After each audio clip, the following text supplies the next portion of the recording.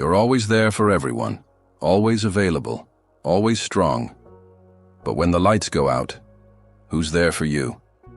Carry a weight no one sees, the burden of holding everyone else's pain while silencing your own. And the more you help, the more invisible you become. Einstein called this an illusion, living as if we're separate, when in truth, we're alone together. This is the silent pain of those who feel too deeply.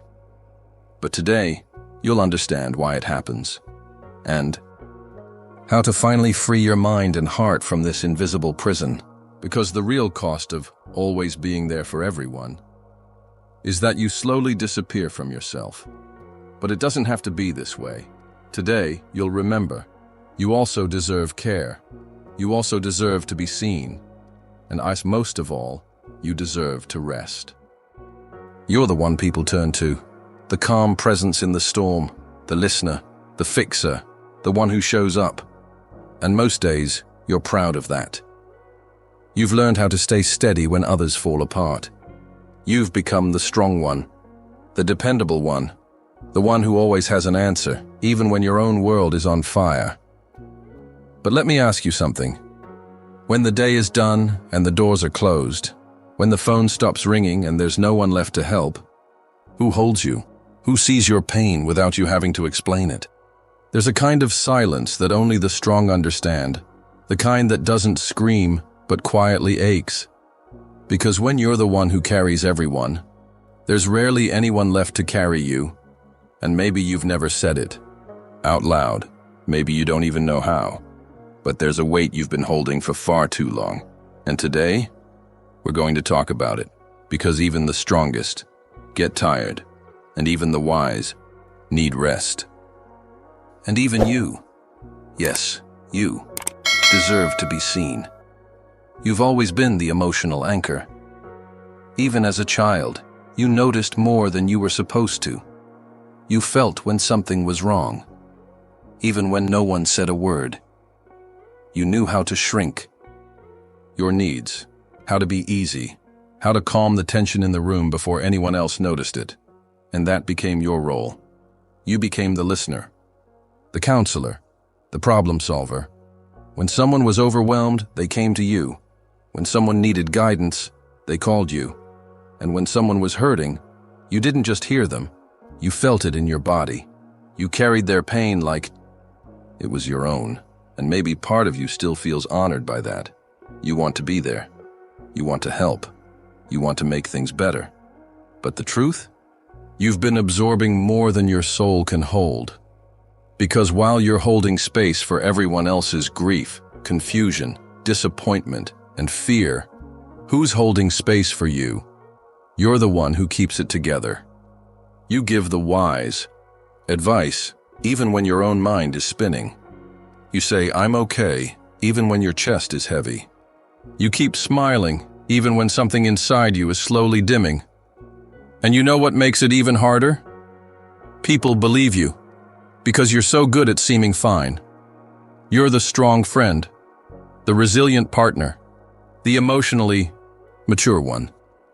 But beneath that calm exterior is a person who's tired, not lazy, not weak, just tired. Tired of having to be the one who never breaks.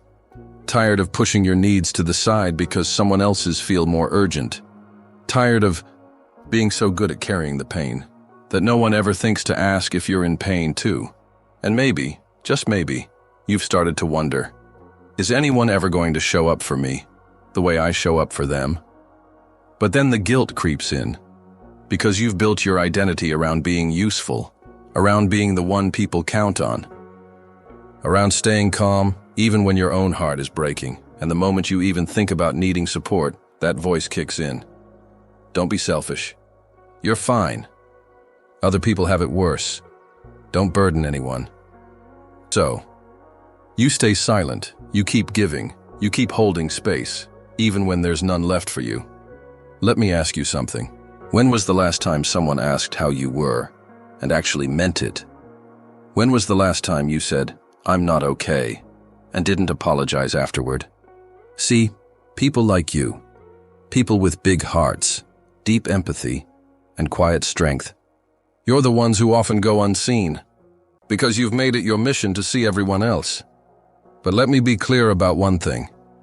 Your pain is valid, even if no one knows about it, even if you hide it well. Even if you're high-functioning and successful, you're allowed to feel overwhelmed. You're allowed to want someone to care for you. You're allowed to break, not as a failure, but as a human being. Because the truth is, your strength was never supposed to mean self-abandonment. You weren't meant to carry everyone and leave yourself behind. So if you're listening to this and your chest feels heavy, if you're nodding slowly, maybe with tears forming, if something in you finally feels seen for the first time in a long time, then let this be your moment of permission. You're not alone. You're not broken. And you're not weak for needing support. You are simply human. You've probably heard this your whole life. You're the strong one. You're so wise. You always know what to say. And part of you has taken pride in that. Because let's be honest, it feels good to be needed. It feels good to be the one who can hold it together when everything's falling apart. It feels good to be the safe space for other people. But what no one ever talks about is the cost. Because strength like yours doesn't come for free. It's built on years of learning how to silence your own pain so others feel comfortable. Years of becoming so emotionally aware of everyone around you that you forget what it means to check in with yourself.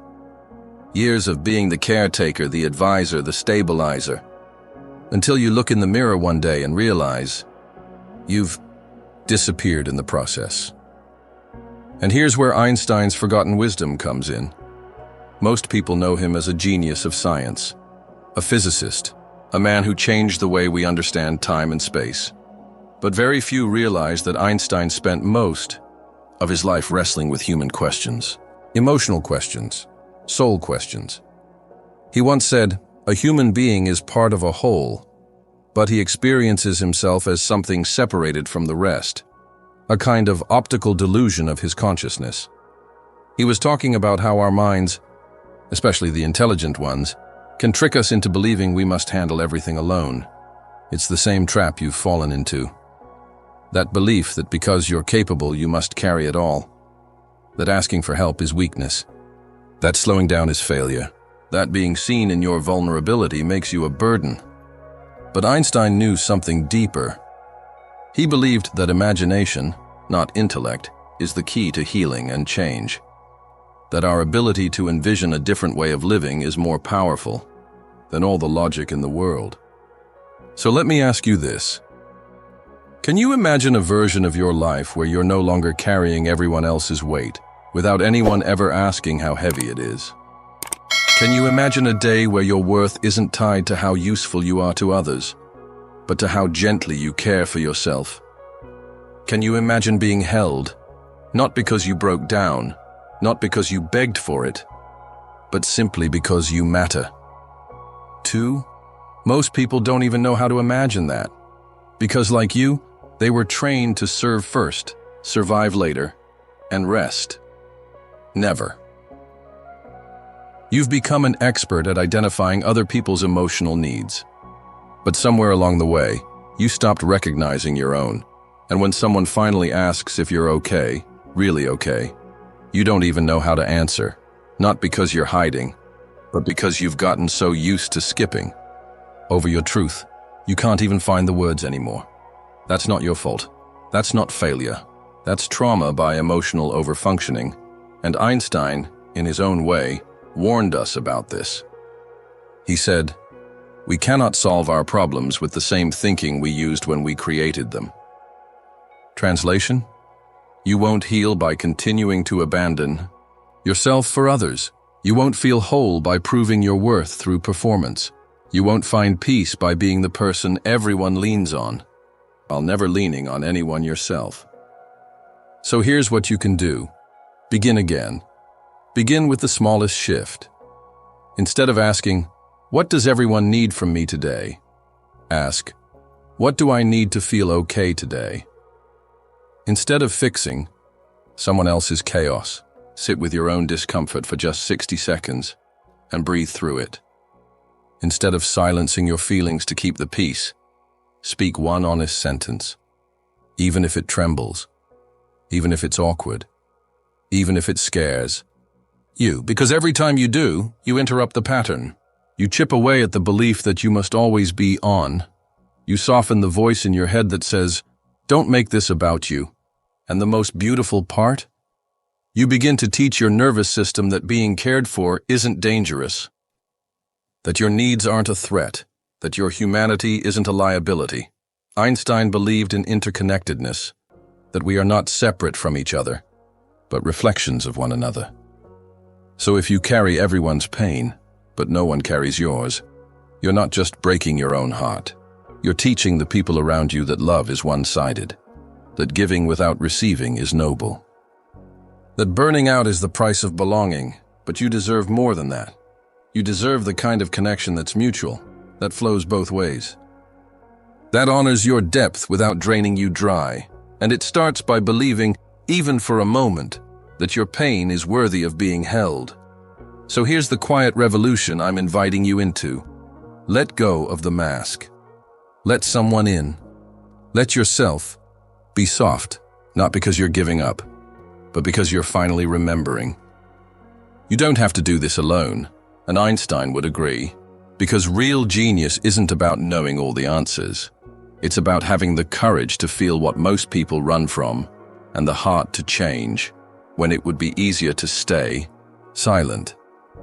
There comes a moment, often quiet, often private, when your body says what your mind has been refusing to hear. You feel it as a heaviness in your chest, a pressure behind your eyes, a bone-deep exhaustion that no amount of sleep seems to cure. You're still functioning, still showing up, still responding to messages, checking things off your list, nodding and smiling. But inside, something's shifting. Something's tired of pretending, and here's what no one ever taught you. This moment, it's sacred because it's not breakdown. It's a breakthrough trying to happen. It's your body begging for something your mind keeps delaying. Rest, connection, care. But not the kind of care you give to everyone else, the kind you offer to yourself, the kind you've been too proud, too afraid, or too unfamiliar with to receive.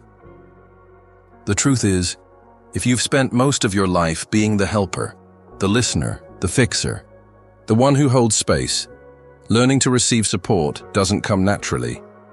It feels foreign, uncomfortable, maybe even selfish. You're used to anticipating everyone else's needs. You've built an identity around being reliable, being useful, being strong.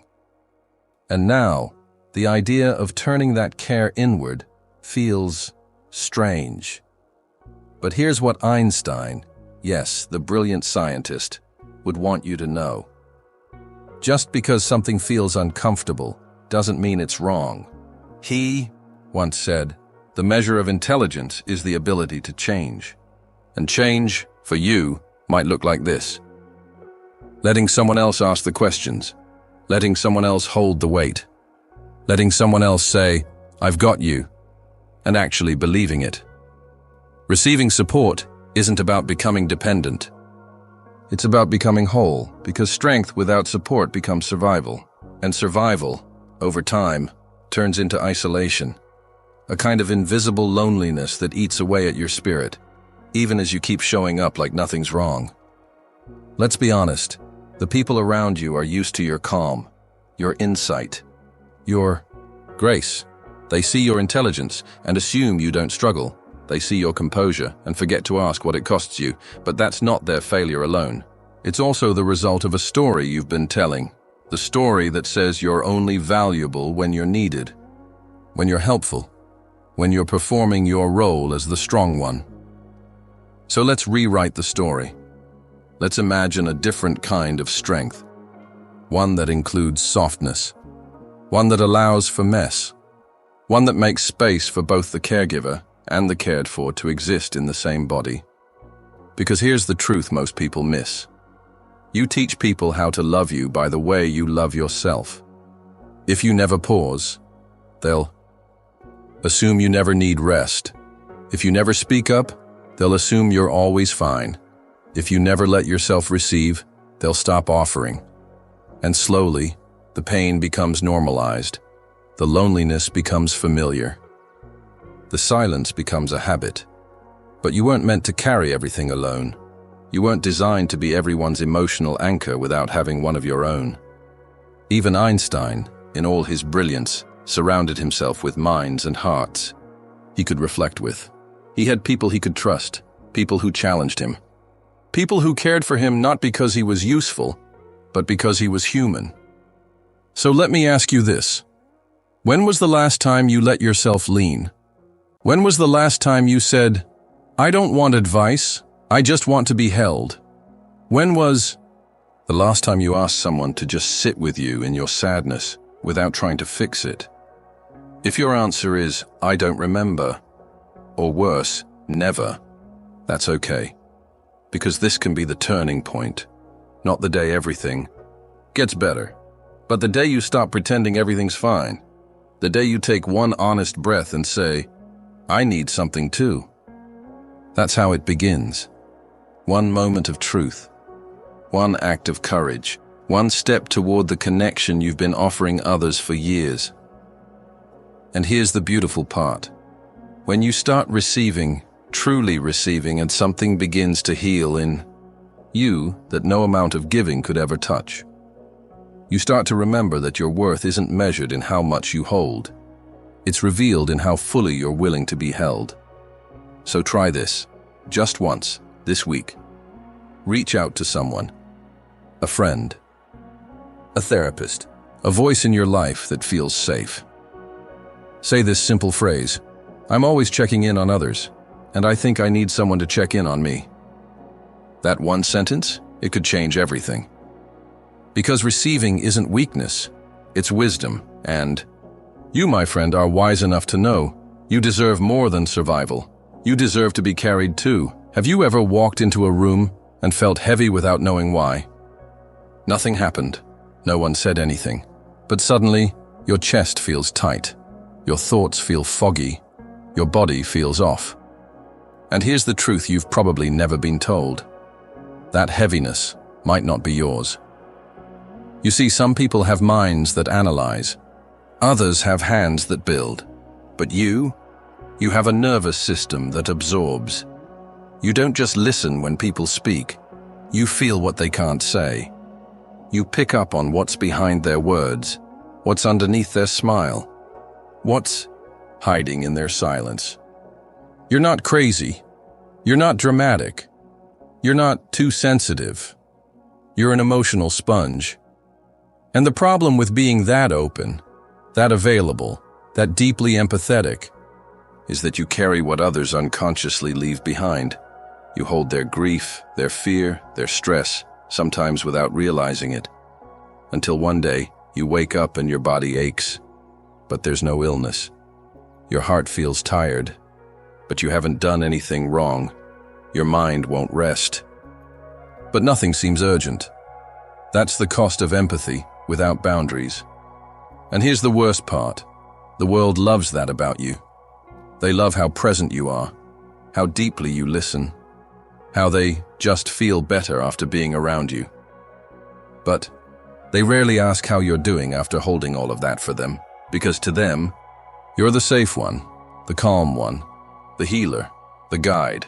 And without boundaries, you become the container for everyone's pain, except your own. Now you might think, but isn't that what empathy is about? Being there for people?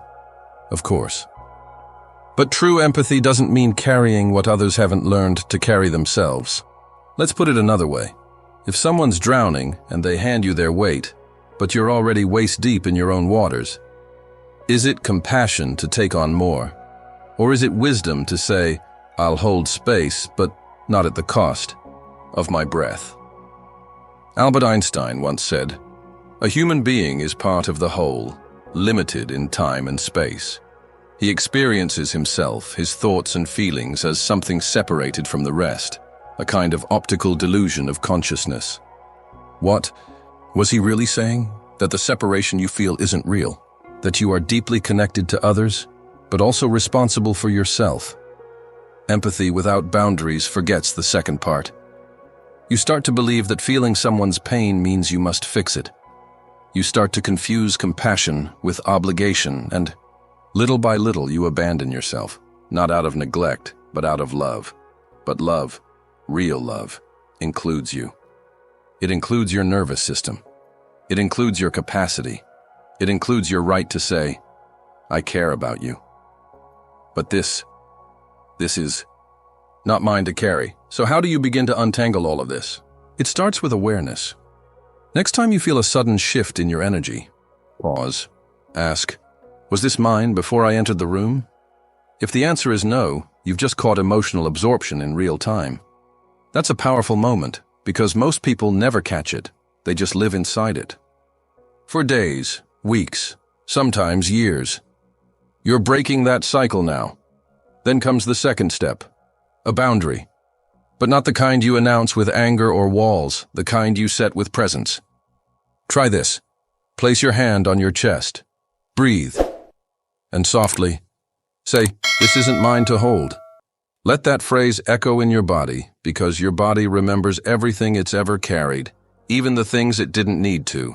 You have the power to release them. No, it won't feel natural at first, especially if you've spent your whole life being the emotional anchor for others. But over time, your nervous system will learn something new. That love doesn't mean absorbing everything. It means being present without losing yourself.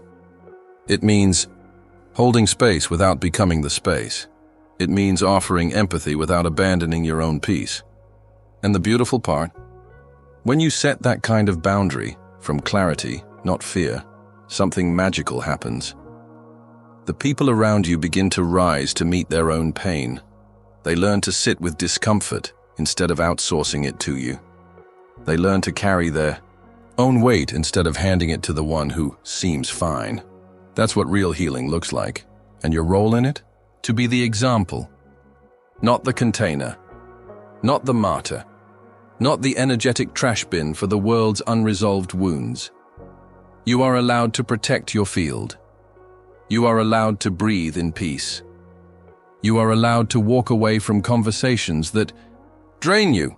Not because you don't care, but because you do. You care about your own soul now, and that, my friend, is how you go from empath to empowered. So this week, I want you to try one simple ritual.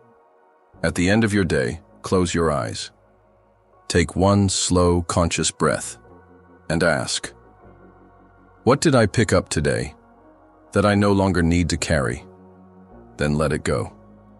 Through breath, through movement, through stillness, because your body and your spirit deserves to feel light again.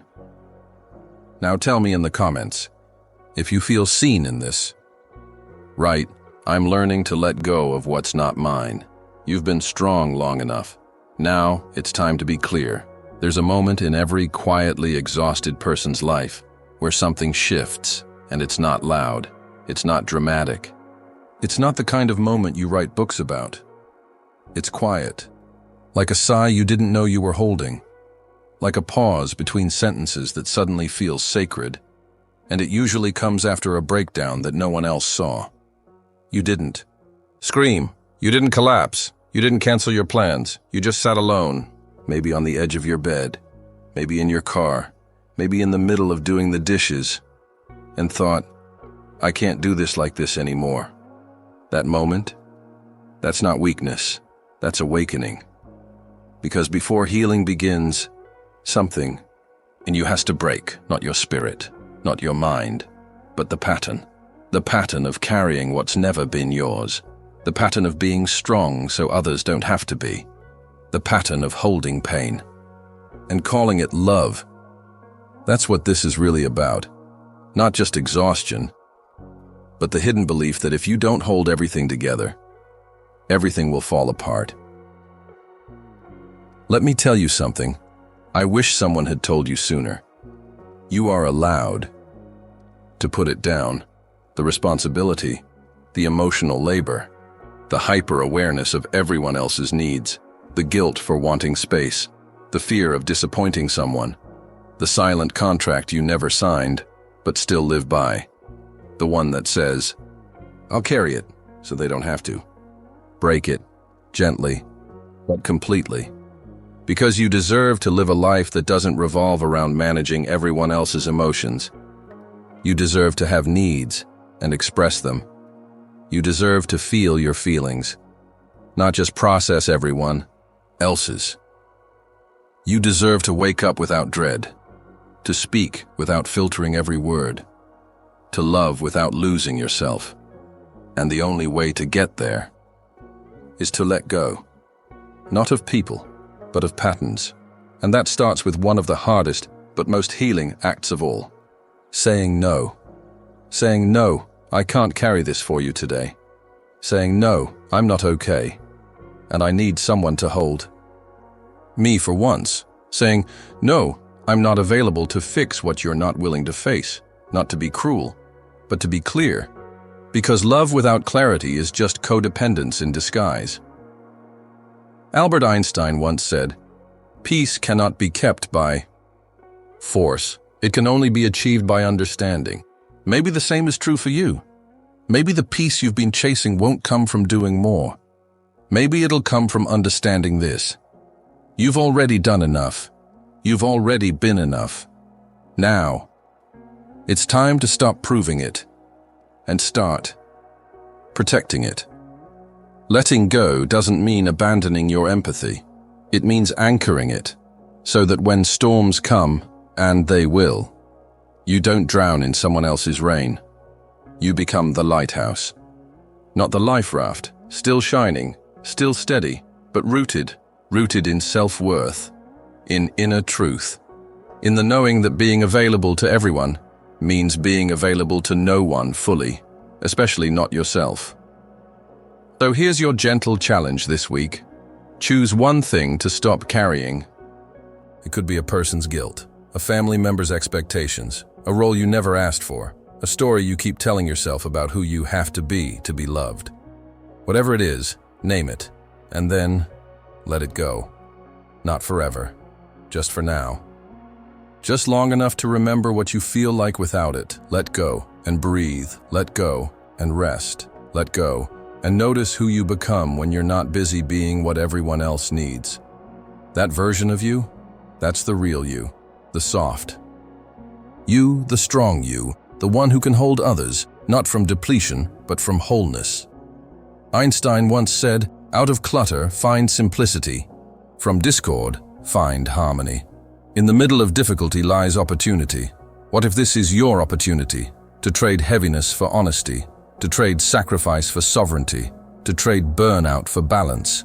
You've carried so much for so long, but it's not your job to hold it all anymore. So if this message found you at the right time, comment below. I'm ready to put it down. Let that be your first act of letting go, because the day you let go is the day you start to heal. And when you do, not only will you feel lighter, you'll finally have space to receive what's been waiting for you all along. Peace. So, here we are. After all the words, after all the truths you've heard today, after the tears you maybe didn't expect, the pause you didn't know you needed, the ache that now has a name. Let me ask you something one last time. Who carries you? Who holds the space where you don't have to be strong, where you don't have to give advice, where you don't have to smile when you feel like breaking? And if your answer is no one, then I want you to hear this, not as content, but as care. You are not alone anymore. You were never supposed to be the container for everyone else's chaos. You were never meant to hold more pain than your heart can safely process. And most importantly, you don't have to keep performing peace while silently screaming for it inside, because the moment you name the pain, it begins to loosen. And the moment you share the truth, it starts to shift. That's what healing sounds like. Not a breakthrough in fireworks, but a whisper. Me too. So let's sit in that for a second. You've been the strong one, the listener, the calm, the backbone. People have called you mature for your age, wise beyond your years, someone who gets it. But here's the truth. You've been carrying what no one else could name, and what no one ever offered to hold for you. That ends today. Because right now, in this space, you don't have to fix anything. You don't have to prove your strength. You don't have to explain your tiredness or justify your tears. You are allowed to just be unfiltered, unpolished, unapologetically human. And I know what your mind might be whispering. But if I stop, will anyone still love me? Let me answer that. Yes, yes. Because your worth was never in your usefulness. It was never in how much pain you could absorb without complaining. It was never in how available you made yourself to everyone else's needs. Your worth is in your being, in the soft strength of a heart that still beats, even when it's bruised, in the quiet courage of a soul that's tired, but still open, in the deep presence of someone who's been through hell and chose not to become it. You are the kind of person this world desperately needs, but not if you disappear trying to save it. So today, choose yourself, even just a little. Choose to rest without guilt. Choose to cry without apology. Choose to stop saying I'm fine when you're not, and choose, above all, to start receiving the love you so freely give. That might look like reaching out. It might look like setting a boundary. It might look like canceling a plan, or simply breathing without fixing everything first. Whatever it is, let it be real. Because real is where you begin to be held. Now, here's what I want you to do if this video touched something inside you. Comment below. Just these 5 words. I don't want to carry this alone. That's it. Because sometimes all it takes to begin the shift is telling the truth out loud to someone who's listening. And I promise you this, someone is listening. Maybe for the first time, someone sees you. And if you're wondering what's next, let me tell you. What's next is not a strategy. It's not a step-by-step plan. It's not a sprint towards some perfect, polished version of healing. What's next is space. Space to breathe. Space to feel. Space to ask for more than survival. And if you want more moments like this, more reminders that you matter too, then I invite you to subscribe. Not for noise, not for productivity tips or superficial fixes, but for depth, for truth, for more of you. And before you go, put your hand over your heart. Right now, close your eyes. Take a deep breath and whisper to yourself, I deserve to be carried too. Say it again and again until your nervous system starts to believe it, because you do, you always have. So let's walk this next part together, not as content creator and viewer, but as 2 humans meeting in truth. No more silence, no more pretending, no more holding it all in. Let's make this the moment you stopped carrying the world alone. Comment below, subscribe if you feel called, and above all, be gentle with yourself. Because even the strongest hearts need softness, and starting today, you get to receive it too. I don't want to carry this alone. Leave it in the comments. Let's carry it together.